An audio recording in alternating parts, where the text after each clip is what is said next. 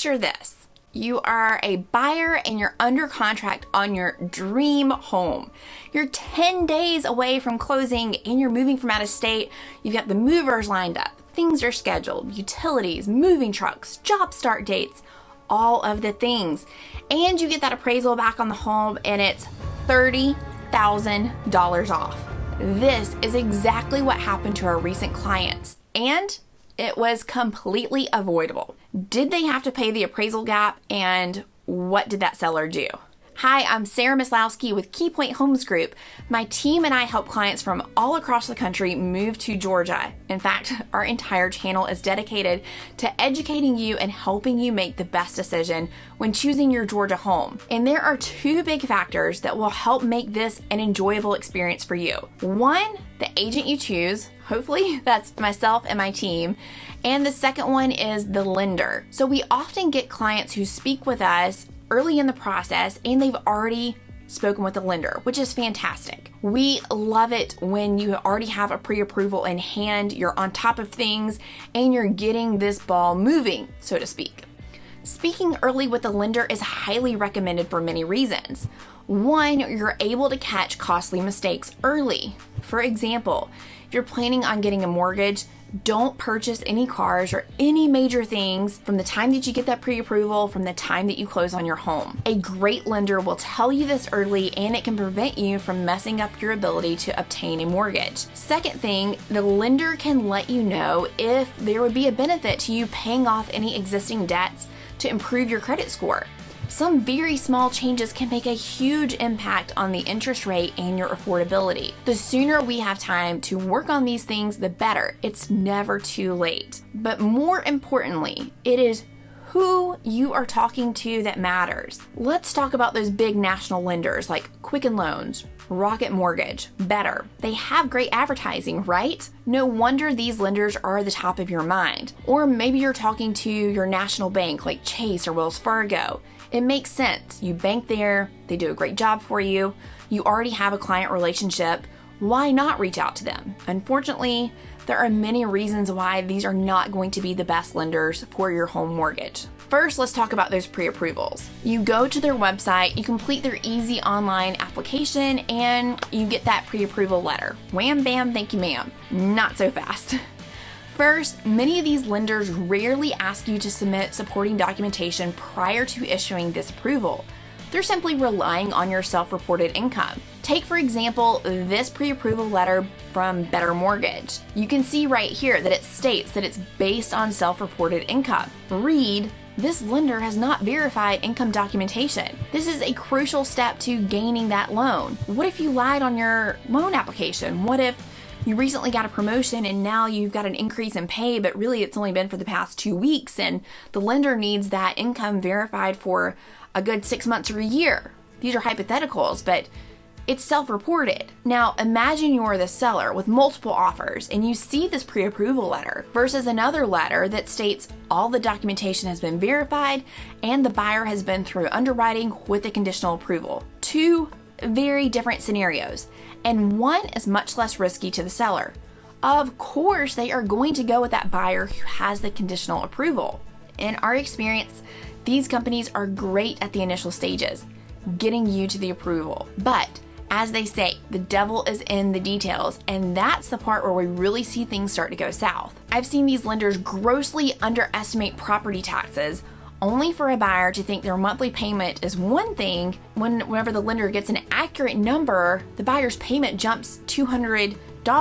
I had this exact same scenario happen with a client, and that $200 increase because that national lender did not get an accurate property tax estimate for that exact home that the buyer was interested in purchasing in, it now made that monthly payment unaffordable, and that buyer decided to continue renting for another year. I've seen lenders not even go over the loan estimate with the buyers.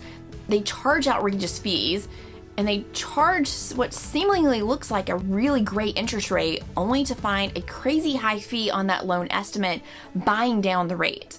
And the headaches continue. In fact, they escalate whenever you go under contract. When the clock is ticking and it's time to meet those financial deadlines, appraisal deadlines, a lot can go wrong. You end up with 12 different people working on your file, not being able to get anyone on the phone, and you can kiss it goodbye if you need to get to someone after 5 o'clock or on the weekends. They're not answering. So let's revisit that client story from the beginning of the video who had that ridiculously low appraisal. So against our advice, this client who was relocating from California insisted on using one of these big lenders. When the appraisal came in low, we were all shocked, myself and the listing agent. There was no way this appraiser used accurate information. In fact, there have been several homes that recently sold on the exact same street for the exact same price range. When digging deeper with the lender and evaluating that appraisal report, the lender had an appraiser who only took exterior pictures, did not go inside, and did not use comps from the neighborhood. I mean, you would think that this person just barely got out of appraiser school. Do you think that this lender was willing to order a new appraisal and dismiss this one despite all the evidence that this was not a true appraisal? We wish. No, they didn't. The buyer was also out $550 appraisal fee. And do you think that the seller was willing to sell their house for $30,000 less based on this appraisal? No. So where did that leave our buyer? Panicking and with unnecessary stress. And so what did we do? My team and I put them in contact with our great preferred local lender who was able to quickly take over the file, put a rush on the new appraisal, and get things back on track, albeit just a few days later than what we originally planned to close because of having to switch lenders. But the end result was that the new appraisal came in right where it should have been, the buyers didn't lose out on their dream home, and they were able to close. This is just one of the many stories that we have encountered when buyers don't take our advice. Now, don't get me wrong, this isn't like an I told you so video, nor do we want that to happen. It's our job to ensure that this process is as pain-free and as easy as possible. You hire us because of our great local knowledge of the market and our ability to get you to the closing table with the least headaches as possible. Trust us when we give you information based on past experience. And speaking of trust, not only have national lenders left a bad taste in our mouths, but well, we are not alone.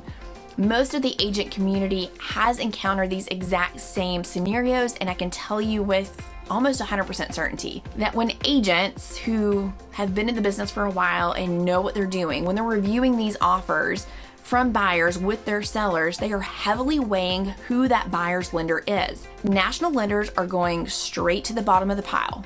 Why? They too don't want to cause their seller any undue headaches and stress. It's their job to make the selling process as easy as possible as it is for the seller, and you can believe that they are going to be sharing those exact same stories with the seller as to why they should not choose that offer. I'm not saying that these offers never get chosen. Of course they do. Our previous client who insisted on using one, his offer was chosen even with that national lender. But we can say with certainty that it's going to cause you unnecessary headaches and stress throughout the process, and likely a whole lot of extra money. Another great benefit to using a local lender is whenever things do go wrong or we need help, let's say that we're in that multiple offer situation, I'm copying my lender on that offer that I'm sending to the agent. I'm having my lender reach out personally and call that selling agent and say how wonderful you are as a client and how well qualified you are. I can guarantee you,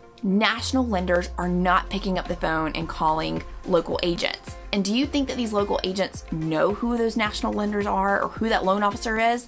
They don't, but I can tell you that they are going to know and have heard of and perhaps even done a deal with these great local lenders that we recommend. So if you're thinking about relocating, it's never too early to call us, and we will get you in contact with these great local lenders who can give you the best guidance on your options, affordability, all while getting you to the closing table on time. If you are considering making a move to Georgia, make sure you check out these great videos where we talk about the pros and cons of different areas around Georgia.